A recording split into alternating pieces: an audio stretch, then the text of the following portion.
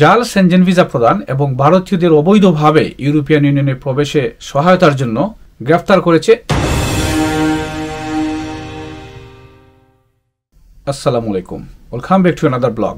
জাল Shenzhen visa প্রদান এবং ভারতীয়দের অবৈধভাবে ইউরোপিয়ান ইউনিয়নে প্রবেশে সহায়তার জন্য গ্রেফতার করেছে ৭৭ জনকে স্পেন ইমিগ্রেশন পুলিশ। সাম্প্রতিক এক বিবৃতিতে স্পেনের স্বরাষ্ট্র মন্ত্রণালয় জানিয়েছে, গ্রেফতারকৃত ব্যক্তিরা মূলত ভারতীয়দের টার্গেট করেছিল। লিবিয়ার পৌঁছানোর আগে বাহরাইন এবং মিশর দিয়ে তাদের যাত্রা শুরু করেছিল। সেখান থেকে অভিবাসীরা উপচে পড়া নৌকা চড়ে ভূমধ্যসাগর পেরিয়ে ইতালির ল্যাম্পেদুসায় ২৮ ঘন্টার বিপজ্জনক যাত্রা করেছিল। ১৩০ জনের বেশি লোকের বহনকারী নৌকাগুলিতে খাদ্য এবং প্রয়োজনীয় জলের অভাব ছিল, যা ইউরোপে পৌঁছানোর চেষ্টাকারীদের ভয়াবহ পরিস্থিতির সৃষ্টি হয়। মন্ত্রণালয়ের মতে ২০২২ সালে বেশ কয়েকটি দেশে পরিচালিত একটি বৃহৎ অপরাধী নেটওয়ার্ক উন্মোচিত হয়েছে। প্রধানত স্পেনের বার্সেলোনা, মাদ্রিদ, বিলবাও এবং ইতালিতে অবস্থিত এই নেটওয়ার্ক লিবিয়া, বলিভিয়া এবং মেক্সিকোতে সংযুক্ত ভারতীয় অভিবাসীদের অবৈধ মানব পাচারের সাথে জড়িত ছিল।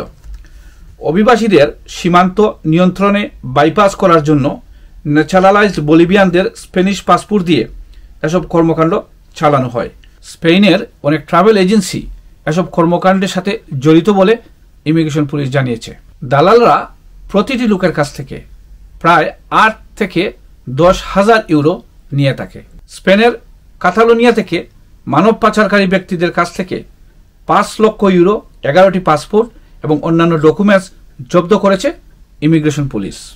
বিশেষ করে ভারত থেকে বাহরাইন, মিশর, লিবিয়া হতে ইতালিতে প্রবেশ এবং Spain, Italy, Libya, Bolivia, Mexico সহ অনেক দেশেই অবৈধ অভিবাসন প্রক্রিয়া চালাচ্ছে অপরাধী নেটওয়ার্ক। এই অপরাধী নেটওয়ার্কের বিরুদ্ধে কঠোর ব্যবস্থা গ্রহণের সিদ্ধান্ত নিয়েছে স্পেন সরকার। এই তথ্যটি আপনাদেরকে জানালাম। তথ্যটি আপনারাও প্রচার করে অন্যদেরকে দেখার সুযোগ করে দেবেন। আজ এ পর্যন্তই, ধন্যবাদ।